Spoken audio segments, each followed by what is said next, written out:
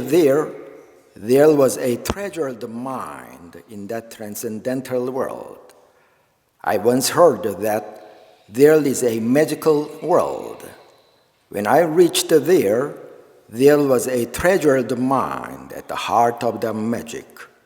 At the end of the journey, I realized that I already possess the treasured mind, the wish-fulfilling jewels, which makes all things possible. Throughout history, there has been a lot of discoveries. For example, the discovery of a wheel, the discovery of electricity, the discovery of a New World, America, or the discovery of internet can be very amazing.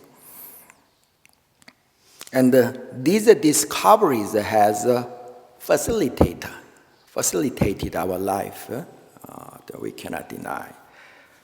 But our third head Dharma master, Venerable Taesan, said the biggest discovery that happened in human history is the discovery of a human mind that the Buddha taught. The discovery of a human mind is the biggest, the greatest discovery. Humans have experienced a lot of revolutions, industrial revolution, scientific revolution, technological revolution, and so on. What can be the most important revolution in this world or in our life? He said, the most important revolution is the revolution in our mind. Revolution, revolt, the root meaning of that word means coming to the origin. Come back to the origin. We have heard that in the early industrial revolution period, many social scientists thought the utopia will be realized very soon. But because of the technological advancement and the mass production, people will not have to worry about what to eat, what to wear, where to live, etc. But most of the people these days do not worry about what to wear or what to eat. But are we that happy? So there are lots of statistics that people in the developed countries are not happy as the people in the underdeveloped countries. So what can be the revolution in our mind or the change in our mind? It can be practicing meditation to purify our mind, or it can be studying scriptures, or listening to the Dharma Talk to brighten our mind to attain some wisdom. Or it can be practicing mindfulness in our daily life. So without these changes in our life, we cannot make our life more happier. The Hega, or haiku, is the second patriarch of the Chinese Zen school. He was a big scholar, Confucius scholar when he was young, but his mind was not peaceful. And one day he tried to search for his teacher, and he met the Bodhidharma, the patriarch of Chinese, the first patriarch of the Chinese Buddhism. So, Master, my mind is not at peace. Please put my mind to rest. Then what the Bodhidharma replied? It's a very, very well-known story. The Bodhidharma replied, show me your disturbed mind. So he searched for his disturbed mind for several minutes. And then he said, Master, I have searched for my mind, but I cannot find it. I cannot show it to you. Then the master replied, then I already put your mind to rest. So under that word, Haega had his first awakening. He later became the second patriarch of Chinese Zen Buddhism. Bodhidharma did not ask why you suffer, why you are unhappy, what's your financial or relational situation, etc. Bodhidharma's question was, what suffer? What suffer? He would like to pinpoint the root of suffering. So, without discovering our true mind, our original nature, and without discipline, just as Dr. Rosen said, without discipline, our mind, we cannot attain happiness in our life. Maybe happiness starts, attaining freedom of mind starts from that area. So all the Buddhas from the past, present, and the future are the ones who discovered their original mind and trained it. There was one little girl watching television with her mother on the couch, and she had a very strong itchy sensation on her leg, and she scratched it for a while, but it's not refreshing, it's just still itchy. So she's a little worried about that, and she talked to her mother, Mom, I scratched my legs, but it's just still itchy. What's wrong with me? The mother told her, honey, you scratched my leg.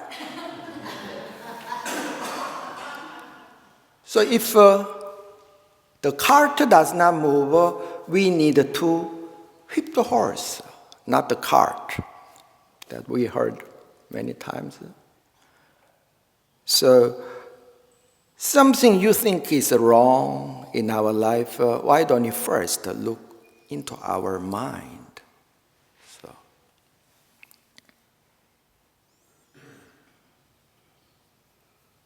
one Tibetan novice monk met one master and would like to practice Dharma, study Dharma, and would like to attain great enlightenment.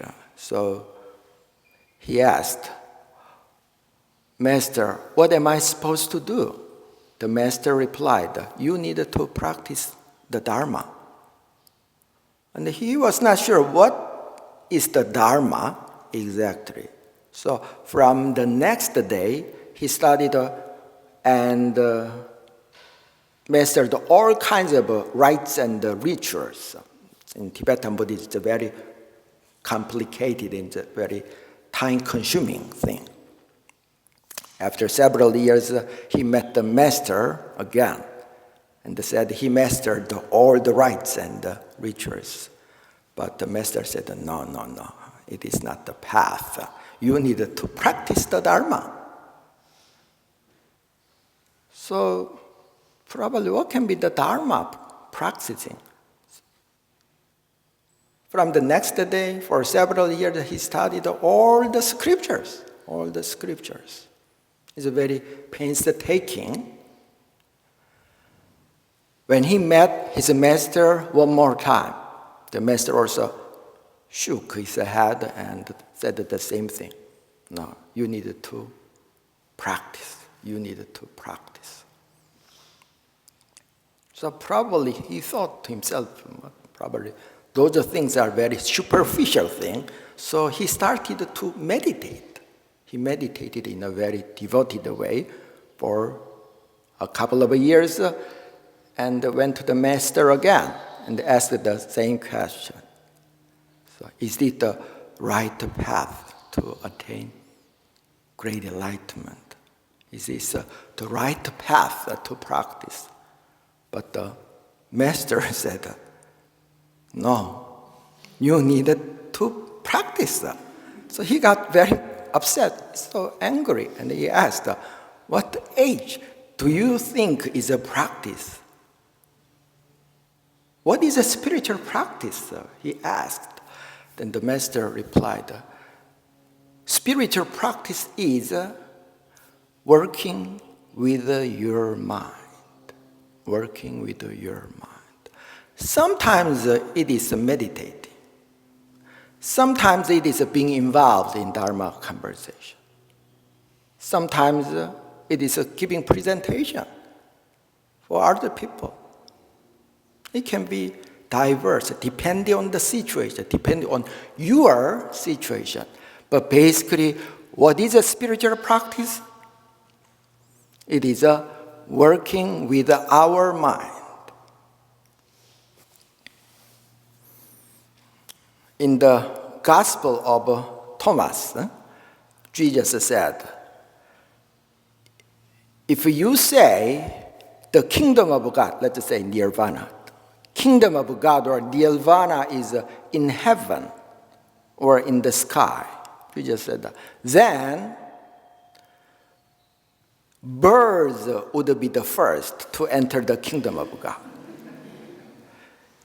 If you say your sin can be dissolved by being baptized by water, then it would be fish first whose sin can be dissolved. The kingdom of God is within ourselves, he said. Several months ago, I lost my iPhone. I was embarrassed. All the information is here. How can I type all the telephone number again?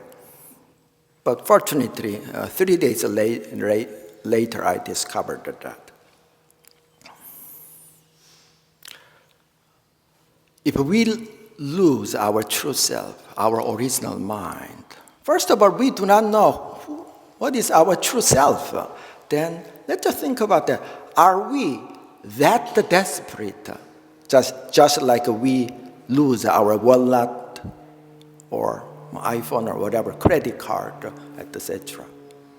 It's a more serious thing if we lose our true self, our true mind.